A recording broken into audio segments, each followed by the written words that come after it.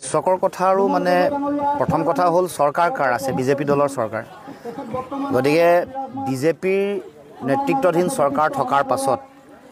তেওঁলোকৰ দলৰ মানুহে আকৌ ন্যায় বিচাৰি ৰাজপথলৈ ওলোৱা কথাটো কেনেকুৱা ধৰণৰ কথা অতি আশ্চৰ্যজনক হাস্যকৰ কথা আৰু এতিয়া এনেকুৱা হৈছে অৱস্থাটো যে বিজেপিয়ে ন্যায় বিচাৰিছে চৰকাৰৰ ওচৰত তেওঁলোকৰ চৰকাৰ আছে তেওঁলোকৰ মুখ্যমন্ত্ৰী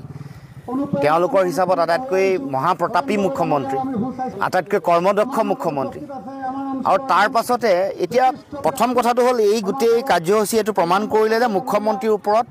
বিজেপি দলৰ কোনো আস্থা নাই তেওঁলোকৰ নিজা দলৰ মানুহৰে অসমৰ মুখ্যমন্ত্ৰী হিমন্ত বিশ্ব শৰ্মাৰ ওপৰত আস্থা নাই সেইকাৰণে দলটোৱে ৰাজপথত ওলাই হেঁচা দিব লগা হৈছে মুখ্যমন্ত্ৰীক যে আমাক ন্যায় লাগে নিজৰ মুখ্যমন্ত্ৰীৰ ওপৰত বিশ্বাস নাই প্ৰথম বিজেপি দলটো দ্বিতীয় তেওঁলোকে কেইবাটাও শ্লোগান প্ৰথমে ময়ে জুবিন আমি জুবিন এনে বহুত কিবা কিবি কৈছিলে শ্লোগান উলিয়াইছিলে সেইটো সলনি কৰিব লগা হ'ল তাৰপিছত তেওঁলোকে নিজকে অনুৰাগী বুলি আকৌ নিজে ছেল্ফ চাৰ্টিফিকেশ্যন বুলি যিটো কয় সেইটো কৰিব লগা হৈছে তেতিয়াও মানুহে ক'লে তাৰপিছত আকৌ বেলেগ সলনি কৰি আছে আমাৰ কথাটো হ'ল যে জুবিনৰ অনুৰাগী তেতিয়াহে হ'ব পাৰিব যেতিয়া জুবিন গাৰ্গ ডাঙৰীয়াৰ যি আদৰ্শ সেই আদৰ্শ হৃদয়ংগম কৰিব পাৰিব জুবিন গাৰ্গে এনেকুৱা এখন সমাজ বিচাৰিছিলে যিখন সমাজত কোনো ধৰণৰ সংকীৰ্ণতা নাই জাত পাত নাই বৰ্ণবাদ নাই ধৰ্মীয় উন্মাদনা নাই ঘৃণা নাই সংকীৰ্ণতা নাই একতাৰে সমন্বয়েৰে এখন সমাজ গঢ়িব খুজিছিলে য'ত ধৰ্ম ভাষা জাতি গোষ্ঠী বৰ্ণতকৈ মানৱতা আটাইতকৈ ওপৰত আছে জুবিনদাৰ আদৰ্শ এনেকুৱা আদৰ্শ যি আদৰ্শই সমগ্ৰ পৃথিৱীৰ সকলো প্ৰাণী জীৱকুলক তেওঁ জীয়াই ৰখাৰ যি অধিকাৰ সেই অধিকাৰ তেওঁ দিছে সেইকাৰণে গছ কটা বাধা দিছে জীৱ জন্তুসকলৰ প্ৰতি অফুৰন্ত মৰম সেইসকলক কেতিয়াও হানি বিঘিনি কৰা ক্ষতি কৰা বা তেওঁলোকক বলিলে ঠেলি দিয়া এনেকুৱা ধৰণৰ কোনো কথাৰ তেওঁ গ্ৰহণ কৰা নাছিলে কিন্তু এতিয়া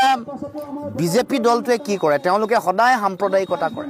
সদায় মানুহৰ মাজত সংকীৰ্ণতা ঘৃণাৰ ৰাজনীতি কৰে মেৰুকৰণৰ ৰাজনীতি কৰে গতিকে তেওঁলোকে জীৱনত যিমান চেষ্টা কৰিলেও চিঞৰি চিঞৰি টেটুফালি ক'ব পাৰিব যে আমি জুবিন গাৰ্গৰ গানৰ অনুৰাগী কিন্তু আদৰ্শৰ অনুৰাগী জুবিন গাৰ্গ নামৰ সত্তাটোৰ যি সত্তাৰ প্ৰভাৱ সমাজৰ পৰিধি অতিক্ৰম কৰি গৈছে বৰ্ণ জাতি গোষ্ঠী বিভিন্ন সকলো মানুহক অতিক্ৰম কৰি জুবিন গাৰ্গৰ আদৰ্শ আৰু চেতনা সত্তাই সকলোকে অতিক্ৰম কৰিছে সীমা অতিক্ৰম কৰিছে গতিকে সেই আদৰ্শৰ কেতিয়াও তেওঁলোক অনুৰাগী হ'ব নোৱাৰে যিমান চেষ্টা কৰিলোঁ সেইকাৰণে আজি পতাকালৈ ক'ব লগা হৈছে তাৰমানে মোৰ এইটো এনেকুৱা মই ভাবোঁ যে এইটো এনেকুৱা এটা প্ৰতিযোগিতা যি প্ৰতিযোগিতাই মানে তেওঁলোকে যিটো ৰাজনীতি আৰম্ভ কৰিছে এইটোৰ যোগেদি নিজৰ দলৰ দলীয় পতাকালৈ যেতিয়া অনুৰাগী বুলি কৈছে ৰাজনীতিকৰণ কৰিবলৈ আৰম্ভ কৰিছে দ্বিতীয়তে জুবিন গাৰ্গৰ আদৰ্শৰ প্ৰতি সহযোগিতা নথকা যিসকল মানুহ সেইসকলক মানে জুবিন গাৰ্গৰ আদৰ্শৰ বিৰুদ্ধে থকা মানুহসকলক একত্ৰিত কৰিব খুজিছে নহ'লেতো এইটো হীনমন্যতা কিয় বিজেপিৰ এই ৰাজনীতি কৰিবলৈ যি সময়ত আমি সকলোৱে ন্যায় বিচাৰিছোঁ আমিও বিচাৰিছোঁ তেওঁলোকে বিচৰাটো আমি ভাল পাইছোঁ কিন্তু ৰাজনীতিকৰণ কৰাটো আমি বেয়া পাইছোঁ আজি সমগ্ৰ অসমৰ ৰাইজক হাস্যৰস দিছে ৰাইজে কৈছে যে এতিয়া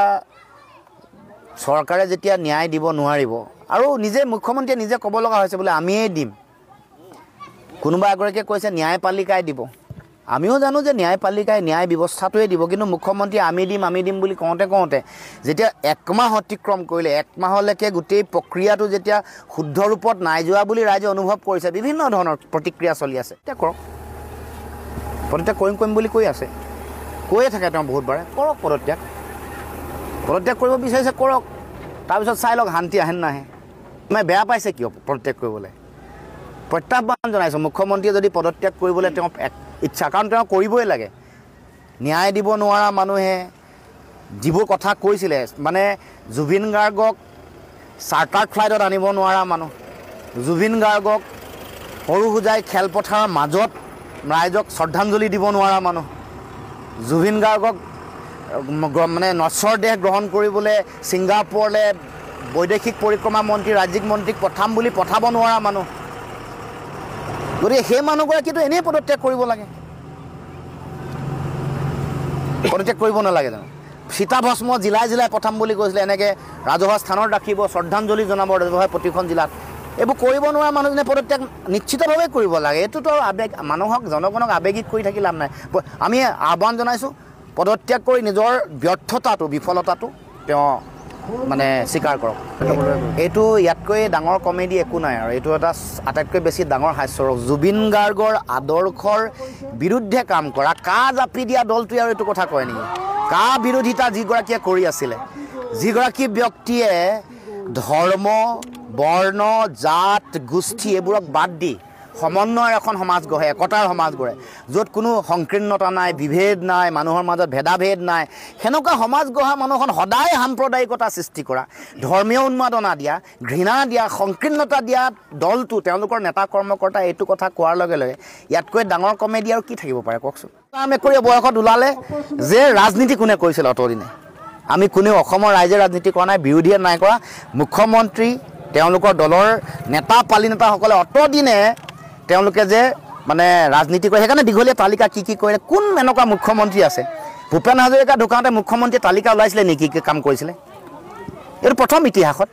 আৰু ধন্যবাদ লাগে তেওঁলোকক, কথাই কথাই প্ৰশংসা লাগে, মানুহ লগাই দিয়ে।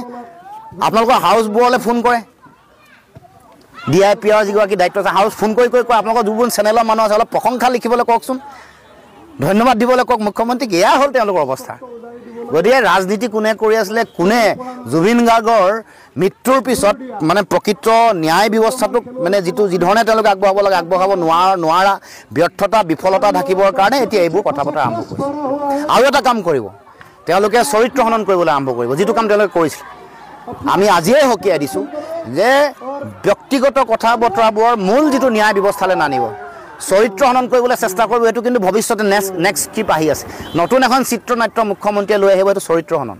এই কথাত যাতে অসমৰ জনগণ কেতিয়াও ভুল নাযায়।